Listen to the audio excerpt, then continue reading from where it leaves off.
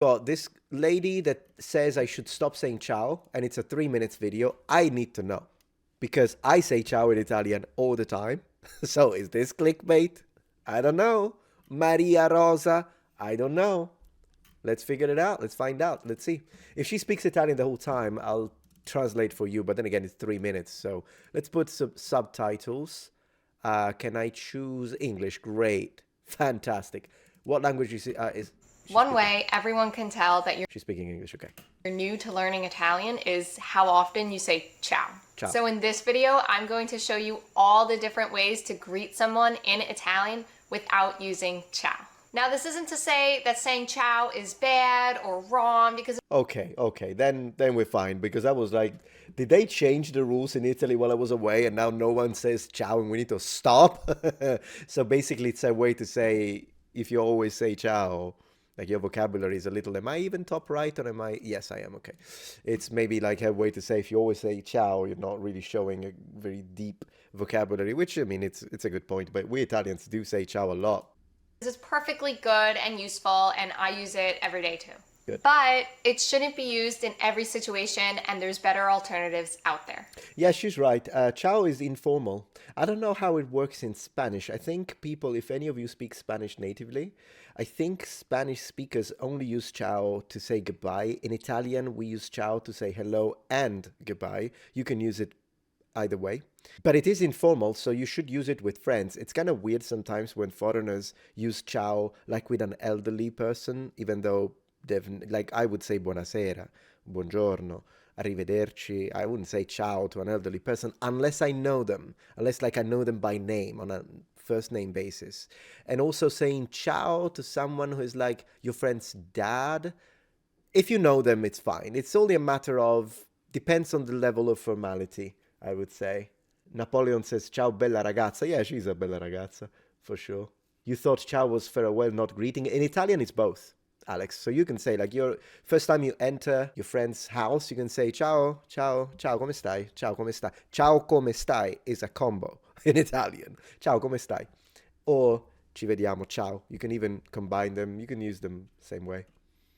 If you're a beginner and you want to learn Italian the easy way so you can connect with family and friends and embrace your Italian heritage, then like this video and hit subscribe so you can see more videos like this one. Sounds good. And if you want extra help with pronunciation or just a tangible PDF to learn from, then click the link in the description below and you'll get my official Italian pronunciation guide. Okay. I think you'll find it really helpful with 40 She put a picture of a Vespa. Of course she did. Vespa.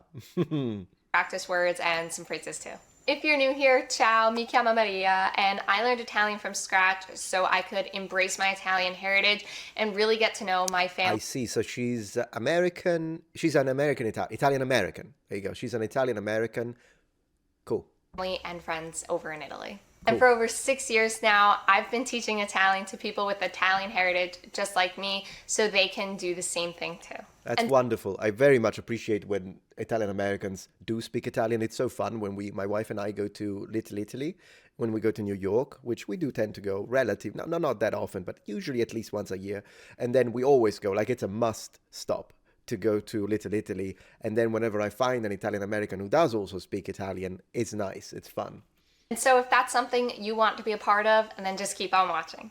Right. So ciao can mean hello or goodbye. Correct. And it's really only used in informal situations. Yeah. This is a huge mistake I see among most beginners, and now you don't have to make it.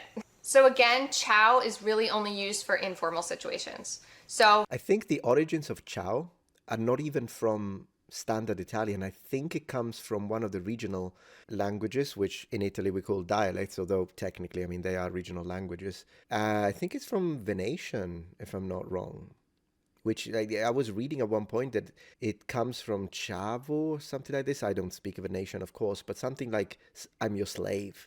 I believe. I could be wrong. I'll have to double check the etymology because I haven't read it in a while. The video is just an ad. No, it's fine. It's fine to plug your own things. Given on a 3 minute video is a little bit, it is what it is, but I mean.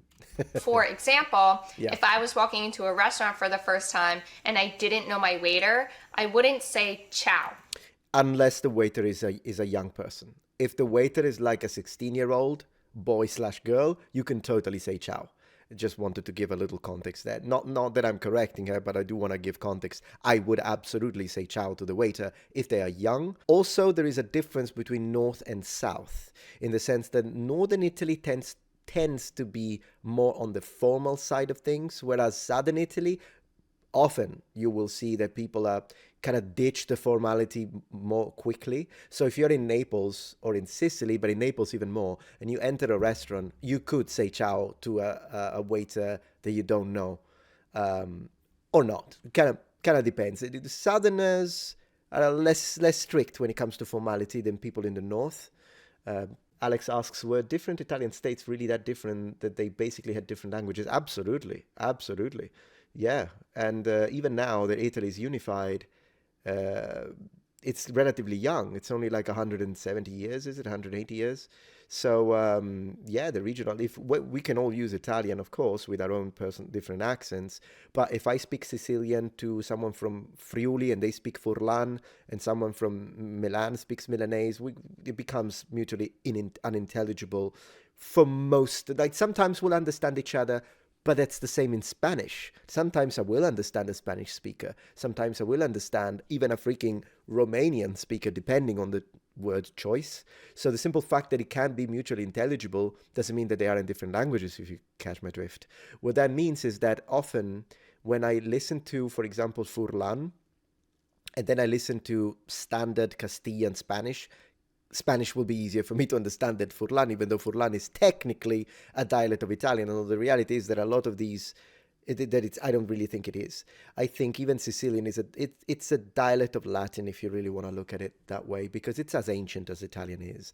But yeah. Good Because night, that's Spicy. more of a formal situation and I don't know the waiter. In this case, I would say salve. Salve is a greeting that is much more appropriate for Yeah, formal situations. she's absolutely correct. Of course, salve comes from salve in Latin.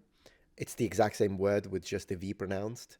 And I use it a lot personally for my personality. I often, when I enter a place, you can say buongiorno, buonasera, or you can say salve. It's quite formal, yeah. Or when you're meeting somebody for the first time. Are you guilty of saying ciao all the time? Yes, but I'm Italian, so it's okay. I get a pass. If so, you are not alone. Let me know in the comments. Curious.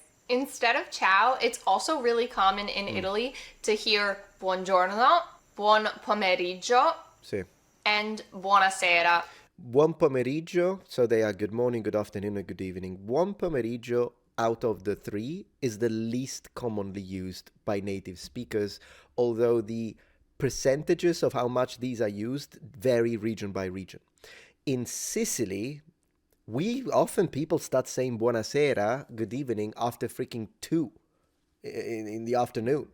And which you can imagine that even at 1, I've heard people saying, 1 p.m., I've heard people saying buonasera. So we kind of start saying buonasera very early. You can say buon pomeriggio, it's just less used. I can't speak for every city though, so I don't know if maybe buon pomeriggio is used more in Milano, Bologna. Who the heck knows? My dad never uses it, and he's from the northeast. Metron, are we doomed in Italian if we can't roll an R? No, you'll just have an accent, but that's fine. It can be even endearing. Like if you, yeah, no, it's totally fine. If you can't roll the R, you're perfectly understandable, and it just gives you a foreign accent. And to give you an idea, it would be like me rolling my R when I speak English. So it's not that you can't understand me, just have an accent. Hey, Greg, glory to Rome, my friend. Good to have you here. As greetings. So since ciao can come off as really casual, I would Yeah, recommend saying one of these depending on the time of day. sure. And those are perfect for any situation whatsoever, formal, informal, you name it. You can always say buongiorno, buon pomeriggio, and or buonasera. And Yeah. last but not least, another common greeting you'll hear in Italy is buondì. Correct. I do want to say, though, she's really good. She's really good. Good teacher, good Italian. The way she pronounced it had a bit of a foreign accent. Let me hear it again. Which means good morning. Buongiorno, same thing. There's not really a Wait, difference. wait, wait, wait, wait, wait, wait. Let me go back. I want to hear it. Same thing. There's not really. Oh, goodness gracious. Okay. Another common greeting you'll hear in Italy is buondì, which means Yeah, she's saying it. It's actually, I find it very cute, but she's saying buondì. So she's stressing the beginning, but we stress the end because there is an accent. So we would say buondì. buondì. That's how you pronounce it in Italian. Yeah, di just means giorno, day. It's another way to say it. So buondì, I like buondì. I think it's more commonly used in the north, but you do hear it occasionally in the south. I've heard it a lot more often in northern Italy, though. You can use it anywhere. Means good morning. Buongiorno, same thing. Same There's thing. not really a difference with that one. Saying buondì will also Yeah, you really see, she says buondì. It's buondì. impress whoever you're speaking to, especially if you're just learning Italian. That's true. It's true. She's right. I think as an Italian, I would not expect. I would not expect. Is that a correct word? Watch her correct me now. Broken English. No, I'm saying I wouldn't expect a non-native to say buondì. I would expect him to say buongiorno. In fact, ciao or buongiorno. Yeah. So buondì, she's right. Yeah, you get praised, I suppose. So again, using our example from earlier, if I was to walk into a restaurant and I Yeah. was meeting my server for the first time, I could say buongiorno or I could say buondì, and it means the same thing. Actually, this time she pronounced it right, buondì. You know, the stress at the end, I noticed, is a little tough for my wife to mimic as well. She has problems sometimes. Let me put myself full camera to tell you this one. But it's funny because my wife always wants to speak Italian to my dad. So every time that my father calls on the phone, she always wants to speak to him so she can practice her Italian a little bit with someone who isn't me. And it's funny because she says she wants to say hello, dad. She calls him dad. And my dad loves it when she does that. So she wants to say ciao, papà. Because in Italian, dad, one of the ways to say, the most commonly used, is papà. But the stress is at the end, P-A-P-A with an accent. But she always says, ciao papa, and she stresses it at the beginning. And it's funny because that means Pope. So she's literally saying, hello, Pope, every time. And I think my dad now kind of gave up on it in the sense that he used to say something like, I'm not a Pope, but he kind of gave up on it and he's like, he knows what she means, so he doesn't even say anything. But it's funny because then she tells me, did I call him Pope again? And I'm like, yeah, you did, but it's not a big deal. It's funny. But it's interesting how we have these words in Italian that are stressed at the end, like the word for city, città, città. It's not città, it's città. So it has this thing that I guess is kind of different. Viva Papa Metatron. Yeah. And both would be better than saying ciao. Ciao can also mean an informal goodbye. It's not Yep. just a greeting, it's also a farewell. So if you want a video on that and some examples, let me know in the comments and I'll get started on it. If you or Please make that video. someone close to you has Italian heritage and you want to become conversational with tips like these, then All click right. the link in the Well, description. that was nice. That was nice. I mean, I was expecting something different, so I'm in a negative sense. So I'm happy that I didn't do anything wrong by saying ciao all the time, I guess. But yeah, so appreciate that, Maria Rosa. Nice. Let's give it a like. She's learning my language. I appreciate that.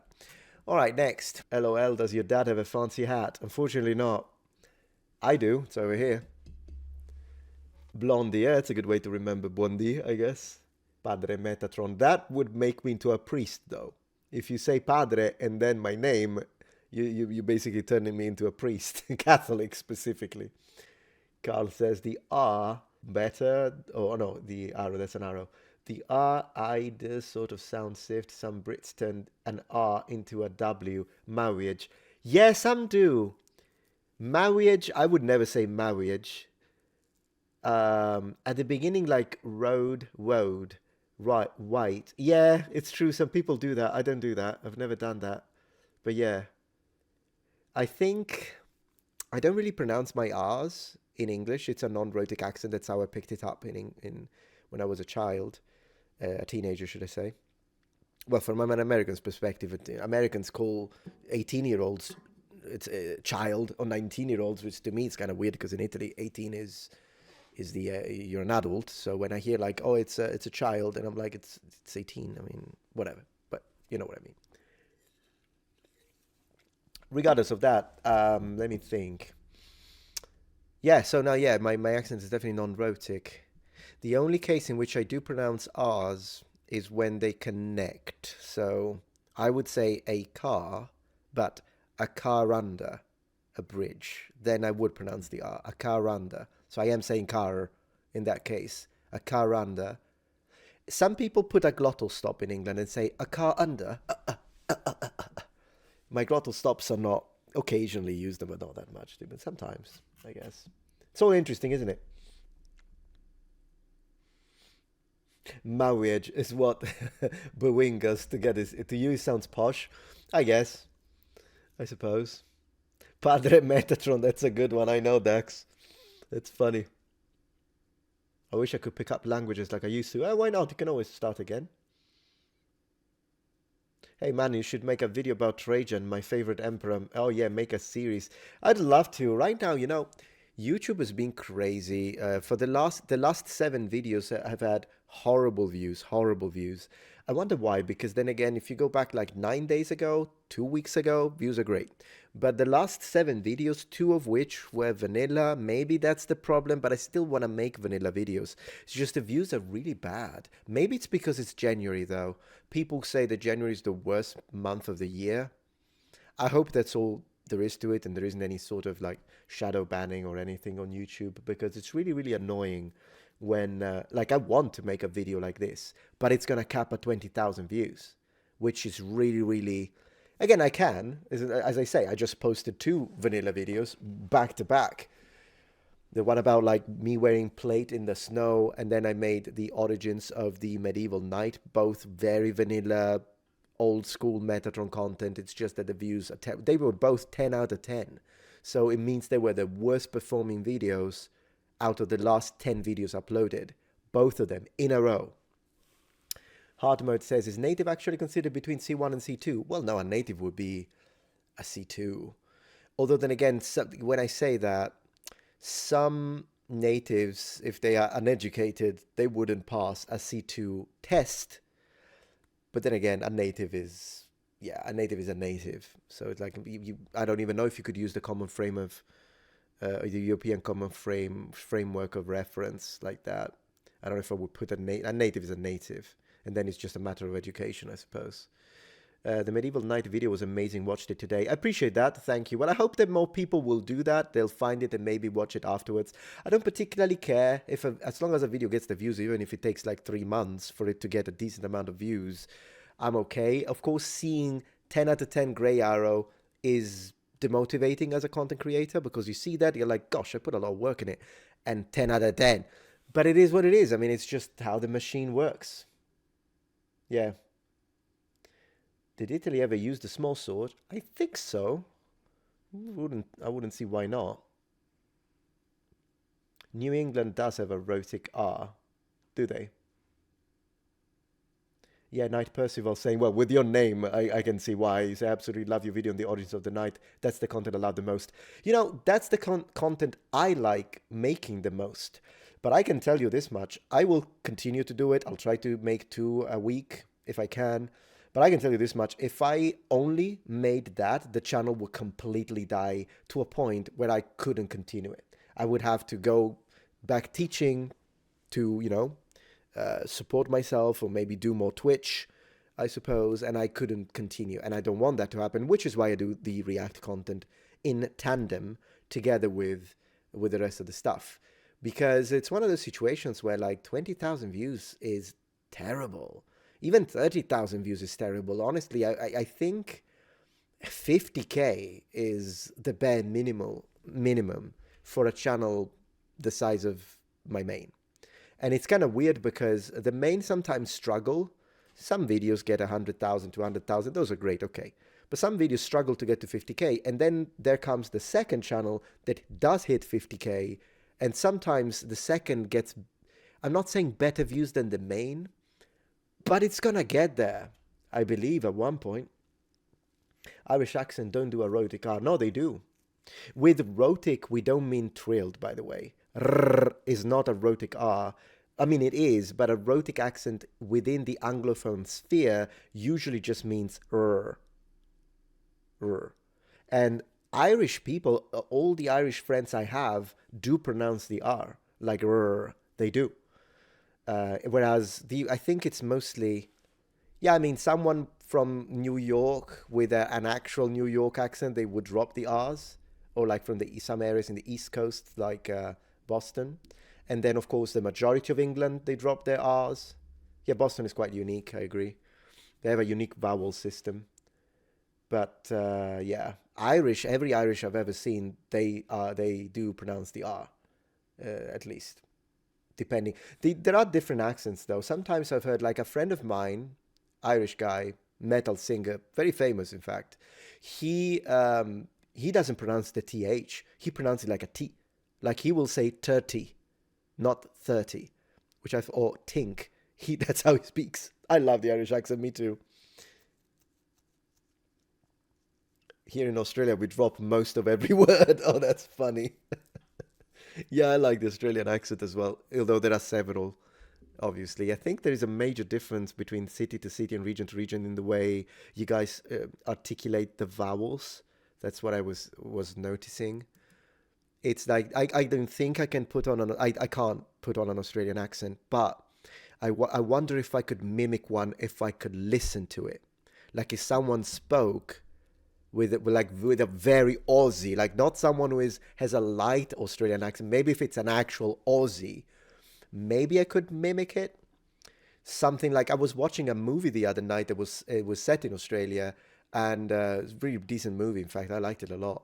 And the girl, the protagonist, it was funny because every time something traumatic would happen, she would go into this, oh no.